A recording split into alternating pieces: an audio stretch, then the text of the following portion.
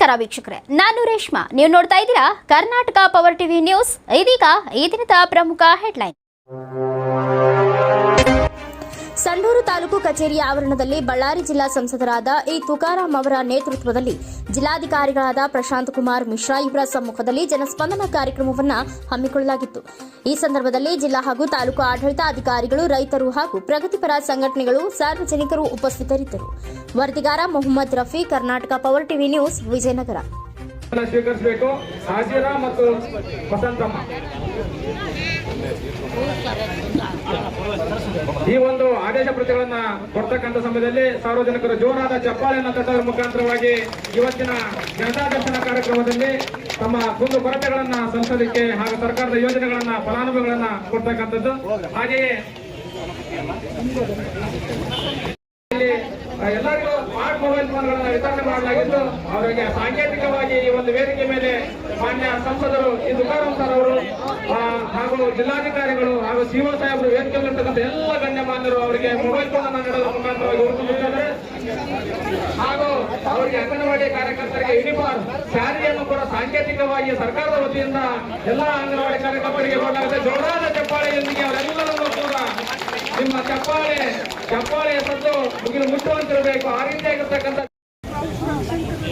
ಈ ದಿನ ಜಿಲ್ಲಾಧಿಕಾರಿಗಳ ನೇತೃತ್ವದಲ್ಲಿ, ಜಿಲ್ಲಾಡಳಿತ ನೇತೃತ್ವದಲ್ಲಿ ಇವತ್ತು ನಮ್ಮ ಸಂಡೂರು ತಾಲೂಕಿನಲ್ಲಿ ಜನತಾ ದರ್ಶನ ಹಮ್ಮಿಕೊಂಡಿದ್ವಿ.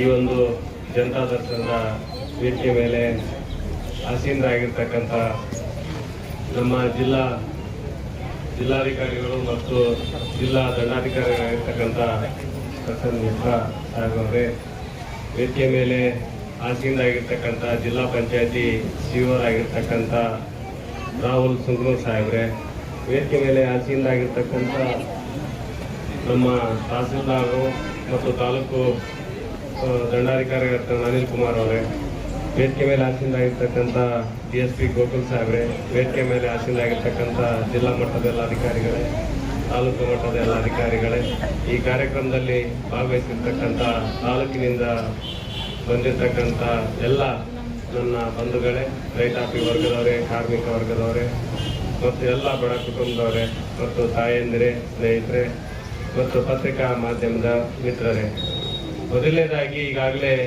ನಾವು ಅನೇಕ ನಮ್ಮ ಸರ್ಕಾರ ಬಂದ ಮೇಲೆ 2023 ಸರ್ಕಾರ ಬಂದ ಮೇಲೆ ಮುಖ್ಯಮಂತ್ರಿಗಳ ಒಂದು ಮಾರ್ಗದರ್ಶನದಂತೆ ಇವತ್ತು ಜಿಲ್ಲಾಡಳಿತ ಮತ್ತು ತಾಲೂಕಾಡಳಿತ, ತಾಲೂಕಿನಲ್ಲಿ ಎಲ್ಲರೂ ಹೋಗಿ ಶಾಸಕರು, ಸಂಸದರು ಸೇರಿದಂತೆ ಜನರ ಒಂದು ಕಷ್ಟ ಕಾರ್ಪಣ್ಯಗಳನ್ನು ಕೇಳಬೇಕು. ಅವರ ಕುಂದುಕೊರತೆಗಳನ್ನು ತಾಲೂಕು ಮಟ್ಟದಲ್ಲಿ ಮತ್ತು ಜಿಲ್ಲಾ ಮಟ್ಟದಲ್ಲಿ ಇರ್ತಕ್ಕಂಥ ಒಂದು ಕೆಲಸಗಳನ್ನ ಅರ್ಥ ಆಯ್ತೇನಪ್ಪ ನಾನು ಹೇಳಿದ್ದು.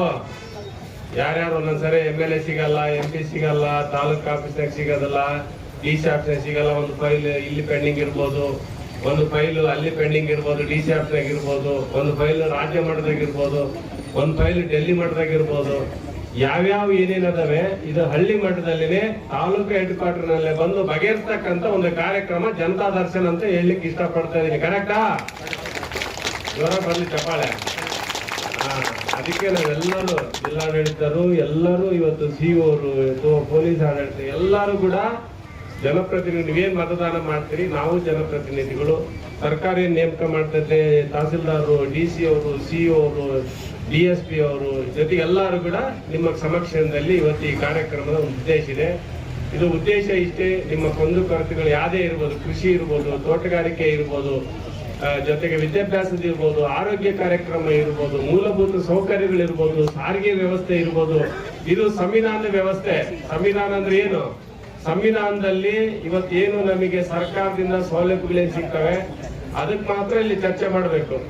ಇಲ್ಲಿ ಯಾವ್ದು ವೈಯಕ್ತಿಕ, ಇಲ್ಲಿ ಯಾವ್ದು ಕಾಂಗ್ರೆಸ್, BJP, JDS ಇದಾದಿಲ್ಲ. ಆ ಜಾತಿ ವ್ಯವಸ್ಥೆ ಅಂತದ್ದು ಯಾವುದಿಲ್ಲ, ಅದೆಲ್ಲ ಗೊತ್ತೈತೆ. ಬಟ್ ಆದ್ರೂ ಕೂಡ ಹೇಳ್ತಾ ಇದ್ದೀನಿ, ಇಲ್ಲಿ ಜನಪರವಾದಂತ ಕಾರ್ಯಕ್ರಮಗಳನ್ನ ಜನಪ್ರತಿನಿಧಿ ಅಧಿಕಾರಿಗಳು ನಾವು ಬಂದಿದ್ದೀವಿ ಅಂತ ವಿಷಯ ಈ ವೇದಿಕೆಯಲ್ಲಿ ಚರ್ಚೆ ಆಗ್ಬೇಕು. ಕರೆಕ್ಟಾ?